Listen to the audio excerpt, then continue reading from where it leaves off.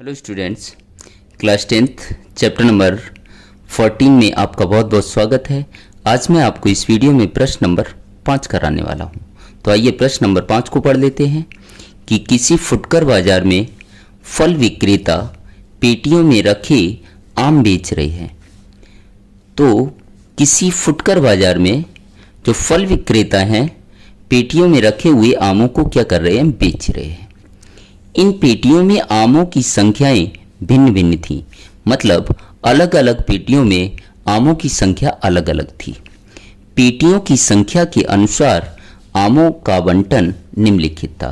तो यहाँ पर सारणी दी गई है। फिर आगे क्या कह रहा है कि एक पेटी में रखे आमों का माध्य संख्या ज्ञात करो। तो यहाँ सबसे मेन बात क्या है, माध्य आपको ज्ञात करना है। माध्य ज्ञात करने की किस विधि का उपयोग किया गया है। इससे पहले के प्रश्न भी मैंने आपको कराए हैं, तो मैंने आपको बताया है कि माध्य ज्ञात करना हो तो सबसे आसान विधि होती है पग विचलन विधि। तो यहाँ पे हम पग विचलन विधि का उपयोग करने वाले हैं। देखिएगा किस तरीके से। तो सबसे पहले मैंने आपको इससे पहले के प्रश्न में बताया था कि पहले कॉलम में आपका कुछ भी लिखा हो, जैसे यहाँ पे लिखा है आमों की संख्या, तो उसे हम क्या मानेंगे, वर्ग अंतराल। और दूसरे कॉलम में कुछ भी लिखा हो उसे हम क्या मानेंगे, एफ आई। तो यहां पर हम लिख लेते हैं वर्ग अंतराल और एफ आई।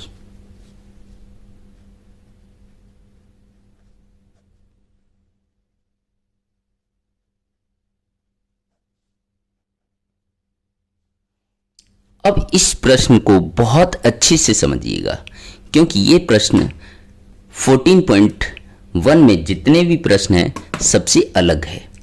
कारण क्या है, अभी तक मैंने जो प्रश्न हल किए हैं उसमें किस प्रकार से दिया गया था, देखिएगा कि वर्ग अंतराल जो है जहां पे खत्म होता है वहीं से शुरू होता है। मतलब 68 पे खत्म हुआ तो शुरू भी कहां से हुआ, 68 से। 71 पे खत्म हुआ तो 71 से ही शुरू हुआ। 74 से खत्म हुआ, 74 से ही शुरू हुआ। इस प्रकार के वर्ग अंतराल को हम बोलते हैं सतत वर्ग अंतराल। क्या बोलते हैं, सतत। जबकि इस प्रश्न में ऐसा नहीं है। खत्म कहाँ पे हो रहा है, 52 पे, और शुरू कहाँ से हो रहा है, 53 पे। खत्म कहाँ से हो रहा है, 55 पे, और शुरू कहाँ से हो रहा है, 56 पे। तो इस प्रकार के वर्ग अंतराल को हम क्या बोलते हैं, असतत वर्ग अंतराल। क्या बोलते हैं, असतत वर्ग अंतराल। असतत वर्ग अंतराल। तो असतत को मुझे सबसे पहले सतत में बदलना है। तो हमें क्या करना होगा, पहले वाले में से 0.5 घटा देना है और दूसरे में 0.5 जोड़ देना है। पहले वाले में 0.5 घटा देना है, दूसरे वाले में 0.5 जोड़ना है। पहले वाले में 0.5 घटाना है और दूसरे वाले में 0.5 जोड़ना है। तो देखिएगा किस तरीके से। तो 50 में से जब हम 0.5 घटाएंगे तो कितना आएगा, 49.5।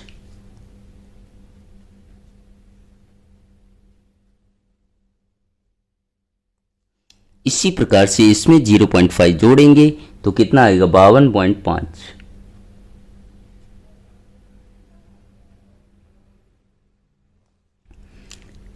पहले वाले में 0.5 घटाएंगे तो 53 में से 0.5 घटाएंगे तो कितना आएगा, 52.5।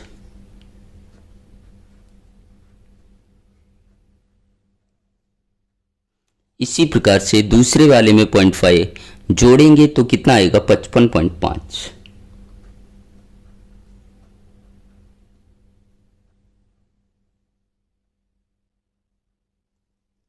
तो देखिएगा जहां पे खत्म होता है और वहीं से क्या हो रहा है, शुरू हो रहा है। जहां पे खत्म हो रहा है वहीं से क्या हो रहा है, शुरू। मतलब ये तरीका अब कैसा है, सही। तो आगे भी हम इसी तरीके से करेंगे कि 56 में से 0.5 घटाएंगे, 58 में 0.5 जोड़ेंगे। तो फिर अगला आएगा 55.5 से 58.5, 58.5 से 61.5 और लास्ट है 61.5 से 64.5। तो यहाँ पर देख लीजिएगा वर्ग अंतराल कैसा हो गया सतत, क्योंकि जहाँ पे ख़त्म हो रहा है वहीं से शुरू हो रहा है, जहाँ पे ख़त्म वहीं से शुरू, जहाँ पे ख़त्म वहीं से शुरू। और दूसरे वाले कॉलम को मैंने आपको क्या बताया कि हम एफ आई मानते हैं, तो इसे भी हम लिख लेते हैं। कितना आएगा 15, 110, 135, 115, फिर कितना आएगा 25। और मैंने आपको बताया कि प्रत्येक प्रश्न में क्या करना है, वर्ग अंतराल से मध्य कीमत ज्ञात करनी है। वर्ग अंतराल से मध्य कीमत ज्ञात करनी है, और मध्य कीमत को किससे दर्शाते हैं, एक्स आई से। मध्य कीमत ज्ञात करने का मैंने तरीका आपको बताया था कि दोनों आंकड़ों को जोड़ लेंगे और 2 से भाग दे देंगे। तो दोनों आंकड़ों को जोड़ लेते हैं, 49.5 और 52.5, इन्हें प्लस करेंगे तो 5 5 10 की 0, हाथ से लगी 1, 1 9 10 2 12, हाथ से लगी 1, 1 4 5 और 5 कितना हुआ 10। पॉइंट के बाद 0 का कोई मतलब नहीं है, तो कितना आया 102। और इसमें 2 का हम क्या दे देंगे, भाग। तो 2 पंजे कितना हो जाता है 10 और 2 एकम 2। तो पहले वर्ग अंतराल की मध्य कीमत कितनी आई, 51। अब यहां पर मुझे अंतर चेक कर लेना है।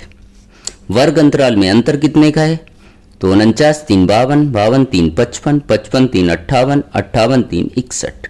तो यहां पर अंतर कितने का है, 3 3 का है। तो मध्य कीमत में भी हम कितना जोड़ेंगे, 3 3। 51 में 3 जोड़ेंगे 54, 54 में 3 जोड़ेंगे 57, 57 में 3 जोड़ेंगे 60, और 60 में 3 जोड़ेंगे कितना आएगा 63। यहां तक कंप्लीट हो गया। अब हम क्या करेंगे, पग विचलन विधि का उपयोग करेंगे। तो पग विचलन विधि का सबसे पहले हम सूत्र लिखेंगे।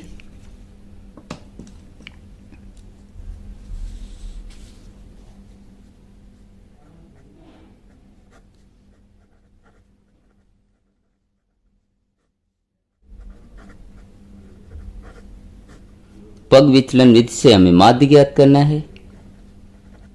तो माध्य का सूत्र क्या होता है, एक्स बार बराबर A plus sigma f i u i upon sigma f i गुणा एच। अब हमें क्या करना है, सूत्र के अनुसार मुझे ए की जरूरत पड़ेगी और यू आई की जरूरत पड़ेगी। तो ए हम कैसे ज्ञात करते हैं, एक्स आई वाली कीमत में, मतलब मध्य कीमत में बीच वाली संख्या को हम क्या मान लेते हैं, ए। तो 2 ऊपर से छोड़ दिया, 2 नीचे से छोड़ दिया, तो इसे हम क्या मान लेंगे, ए। वैसे आप एक्स आई में किसी को भी ए मानोगे तो भी आंसर आपका करेक्ट आएगा। अब मुझे क्या चाहिए, यू आई चाहिए। तो यू आई का फॉर्मूला मैंने बताया था, यू आई बराबर एक्स आई माइनस ए अपॉन एच। लेकिन समय बचाने के लिए मैंने आपको क्या बताया था कि ए के सामने हमेशा क्या लेंगे, 0, नीचे 1 जोड़ते जाएंगे। तो 0 में 1 जोड़ेंगे 1, उसमें 1 जोड़ेंगे 2। इसी प्रकार से ऊपर 1 माइनस करेंगे, तो 0 में 1 माइनस करेंगे -1, और इसमें भी 1 माइनस करेंगे तो -2। अब यहाँ सिग्मा के अंदर क्या रखा हुआ है, एफ आई यू आई। तो सिग्मा के अंदर जो भी होता है उसका नया कॉलम बनता है। तो एफ आई यू आई का यहाँ पर नया कॉलम बनाना है। तो यहाँ किसका कॉलम बनाना है, एफ आई यू आई। इससे पहले के प्रश्नों में मैंने बहुत डिटेल में बताया पग विचलन विधि का उपयोग कैसे करते हैं, और आपको बहुत डिटेल में सीखना है तो इससे पहले के वीडियो जरूर देखिएगा। तो एफ आई यू आई मुझे ज्ञात करना है, तो इन दोनों के बीच कोई चिन्ह नहीं, क्या आएगा, गुणा। एफ आई का गुणा मुझे यू आई में करना है। तो एफ आई ये रहा और यू आई ये रहा, इन दोनों का मुझे गुणा करना है। तो 15 का गुणा -2 में करेंगे तो 15 दूनी क्या हो जाएगा 30। माइनस है तो माइनस, 110 का गुणा 1 में करेंगे तो क्या आएगा 110। 135 का 0 में गुणा करेंगे क्या आएगा 0। 115 का गुणा 1 में करेंगे 115,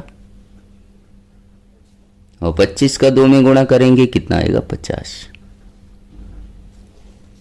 अब मुझे क्या करना है, एफ आई यू आई के आगे सिग्मा लगा है, तो सिग्मा का मतलब होता है जोड़, तो एफ आई यू आई को जोड़ देना है। तो सिंपल सी भाषा में मैंने आपको बताया था, जोड़ने के लिए माइनस वाला अलग जोड़ेंगे और प्लस वाला अलग। तो ये दोनों माइनस क्या है, तो 110 में 30 जोड़ेंगे तो माइनस का कितना आएगा 140। इसी प्रकार से प्लस वाला जोड़ेंगे तो प्लस वाला यहाँ पर कितना दिया 115 और 50, तो कितना हो जाएगा 165। अब इसमें से माइनस कर देंगे, 5 में से 0 माइनस हुआ तो 5, 6 में से 4 घटाया 2, कितना आएगा सिग्मा एफ आई यू आई। तो यहाँ लिख देंगे सिग्मा एफ आई यू आई बराबर 25। मेरे पास सिग्मा एफ आई यू आई मिल गया। अब सिग्मा एफ आई भी निकालना है तो एफ आई को भी जोड़ना पड़ेगा। तो एफ आई को हम जब जोड़ेंगे तो यहाँ पर क्या आएगा, सबका जोड़ 400। तो एफ आई को जोड़ा है, जोड़ना मतलब सिग्मा, तो सिग्मा एफ आई बराबर कितना आ गया 400। मेरे पास यहाँ पर ए की कीमत है वो यहाँ लिख देंगे, ए बराबर कितना दिया है 57। अंतर h बराबर भी मुझे पता है, अंतर h बराबर कितना दिया है 3। अब हम पग विचलन विधि की सहायता से माध्य ज्ञात कर लेंगे। तो x बार है तो क्या आएगा x बार, a की जगह a की कीमत रखेंगे 57 plus sigma f i u i कितना आया 25 गुणा h का मान कितना आया 3 बटे सिग्मा एफ आई का मान कितना है 400। तो ध्यान रखना है ये एक ही कीमत को लास्ट तक आपको ले जाना है। तो x बार बराबर तो 57 जैसे का तैसा, प्लस है तो प्लस, इस पूरी को हम हल करेंगे तो 25 दिया कितना होगा 75 बटे कितना आएगा 400। मैंने जैसा कि आपको बताया है कि इस चीज को आपको आखिर तक ले जाना है, तो 57 जैसे का तैसा, प्लस है तो प्लस, 400 का भाग देंगे 75 में। 400 बड़ा है और ये कैसा है छोटा, भाग नहीं जाएगा तो पॉइंट लगाएंगे, 0 बढ़ाएंगे। 400 का पहाड़ा नहीं आता है तो हम क्या करेंगे, 2 अंक इसके छुपा लेंगे, 2 अंक इसके छुपा लेंगे। 4 का पहाड़ा पढ़ेंगे 7 से ज़्यादा ना हो, तो 4 एकम कितना आएगा 4, 400।